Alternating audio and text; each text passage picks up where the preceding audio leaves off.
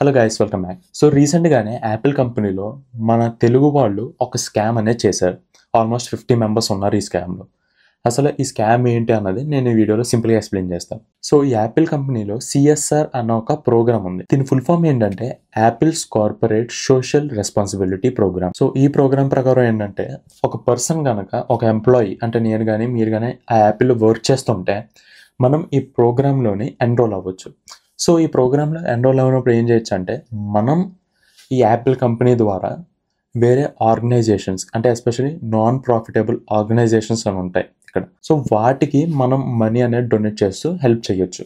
And ఇది కూడా ఎలా వర్కౌట్ అవుతుంది అంటే, ఇప్పుడు సపోజ్ నేను ఒక $1000 ఇద్దాం అనుకున్నాను అనుకోండి ఒక ఆర్గనైజేషన్. సో నేను $1000 పెడతాను, ప్లస్ యాపిల్ కంపెనీ కూడా మీరు ఎంత అమౌంట్ పెట్టారో అంతే అమౌంట్ని ఇందులో పెట్టి అది ఆ నాన్ ప్రాఫిట్ ఆర్గనైజేషన్స్కి ఇస్తుంది. ఓకే.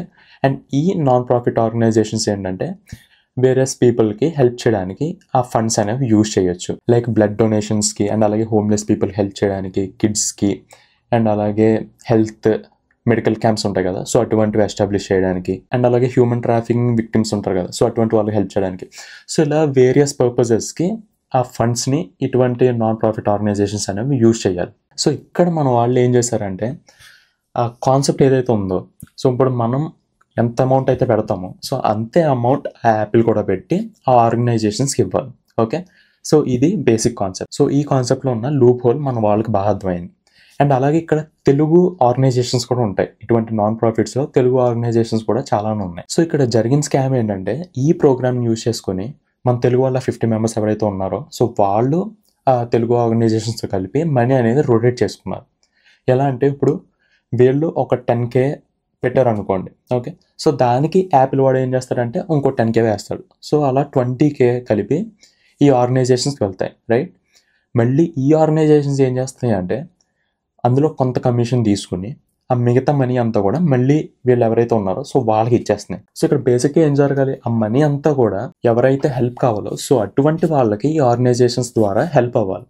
కానీ ఇక్కడ ఏం జరుగుతుంది, ఆ మనీ అంతా కూడా ఎవరికి హెల్ప్ అవ్వకుండా మళ్ళీ తిరిగి ఈ ఎంప్లాయీస్కే వస్తుంది. యాక్చువల్లీ అయితే ఇది చాలా రాంగ్ అండ్ అలాగే చాలా పెద్ద స్కామ్ కూడా. సో ఈ తెలుగు మెంబర్స్ అలా ఆ ఆర్గనైజేషన్తో కలిపి రిపీటెడ్గా ఈ స్కామ్ చేస్తున్నారు. అండ్ అలాగే యాపిల్ వాళ్ళకి డౌట్ వచ్చింది, లైక్ ఎందుకు వీళ్ళు పర్టికులర్ ఈ ఆర్గనైజేషన్కి ఇంతే ఫండ్స్ వేస్తున్నారని చెప్పి. అండ్ అప్పుడు వాళ్ళు ఒక ఇన్వెస్టిగేషన్ అనేది లాంచ్ చేశారు. అప్పుడు బ్యాక్ చేయగా వాళ్ళకి మ్యాటర్ అర్థమైంది ఏంటి, ఈ ఆర్గనైజేషన్స్ని పెట్టుకుని సో వీళ్ళే ఆ మనీ ఇంకా స్కామ్ చేసి ఆ మనీ అనేది మళ్ళీ రొటేట్ చేసుకుంటున్నారు అని చెప్పి. సో అప్పుడు యాపిల్ కంపెనీ ఇంకా గవర్నమెంట్కి కంప్లైంట్ ఇచ్చింది ఏంటి, ఎంప్లాయీస్ మీద అండ్ అలాగే ఆ తెలుగు ఆర్గనైజేషన్స్ మీద కూడా. అండ్ వీళ్ళకి 2 ఆప్షన్స్ ఇచ్చింది. ఒకటి మీరే రిజైన్ చేసి వెళ్ళిపోండి అని, అండ్ ఇంకొకటి మేమే టర్మినేట్ చేస్తే మాత్రం ఆ కాన్సిక్వెన్సెస్ చాలా గట్టిగా ఉంటాయని. ఎందుకంటే ఒక్కసారి వాళ్ళు టర్మినేట్ చేశారనుకోండి ఆ టర్మినేషన్కి ఖచ్చితంగా రీజన్ అయితే పెడతారు, ఏంటి వీళ్ళలా స్కామ్ చేశారని చెప్పి. అండ్ ఆ రీజన్ మీ ప్రొఫైల్ మీద ఉన్నప్పుడు, అలాంటి ఒక బ్లాక్ మార్క్ ఉన్నప్పుడు మీ నెక్స్ట్ టైం ఏ కంపెనీలో జాబ్ కొట్టినా సరే మీ ప్రీవియస్ కంపెనీలో ఇలా ఒక పని స్కామ్ చేశారు అన్నప్పుడు ఆబ్వియస్లీ మీకు ఇంకా నెక్స్ట్ జాబ్స్ రావడం కూడా చాలా కష్టం అయిపోతుంది. సో ఇంకా ఇక్కడ యాపిల్ కంపెనీ వాడు మంచోడు కాబట్టి ఏదో ఎన్నాళ్ళు వీళ్ళు మన కోసం పని చేశారు కాబట్టి వీళ్ళకే చాయిస్ వదిలేద్దాం అని చెప్పి వాళ్ళని రిజైన్ చేసి వెళ్ళిపోమన్నాడు తప్ప వీళ్ళు చేసిన పని అంతా కూడా మెన్షన్ చేస్తూ వీళ్ళని టర్మినేట్ చేశారనుకోండి ఇంకా వాళ్ళ కెరీర్ మొత్తం పోయినట్టే. అండ్ ఇంకా దరిద్రం ఏంటంటే ఎవరైనా తక్కువ శాలరీకి వర్క్ చేసేటోళ్ళు పోనీ ఇలా స్కామ్ చేశారంటే అనుకోవచ్చు, ఎందుకంటే వాళ్ళకి వచ్చే శాలరీ సరిపోవట్లేదనో, ఇంకా ట్యాక్సెస్, ఇక్కడ వాళ్ళ ఫ్యామిలీ ఖర్చులు, యూటిలిటీస్, సో ఇటువంటివన్నీ ఉంటాయి కాబట్టి పోనీ చేశాడంటే అనుకోవచ్చు. కానీ వీళ్ళు యాపిల్ లాంటి పెద్ద కంపెనీలో వర్క్ చేస్తున్నారు. సో అక్కడ యావరేజ్గా తక్కువ శాలరీ చూసుకున్నా సరే ఒక 1.5 crores వరకు ఉంటుంది.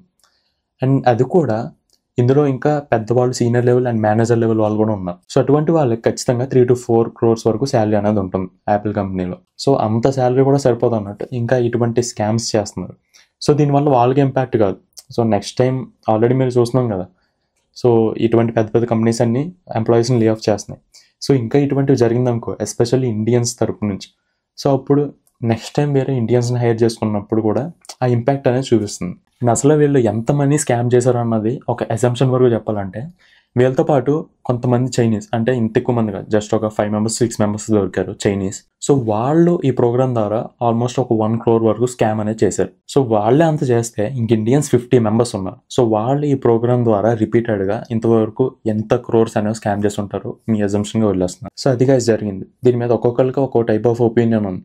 కొంతమంది ఏమో అలాంటి వాళ్ళని టర్మినేట్ చేయాలని, కొంతమంది ఏమో అలాంటి వాళ్ళని మొత్తం యూఎస్ఏ నుంచి డిపార్ట్ చేయాలని. సో ఇలా ఒక్కొక్కళ్ళ ఒపీనియన్ అయితే ఒకలా ఉంటుంది. సో గైస్, ఇది యాపిల్ కంపెనీలో మన వాళ్ళు చేసిన స్కామ్ గురించి details. So that's it for this video. See in the next one. By.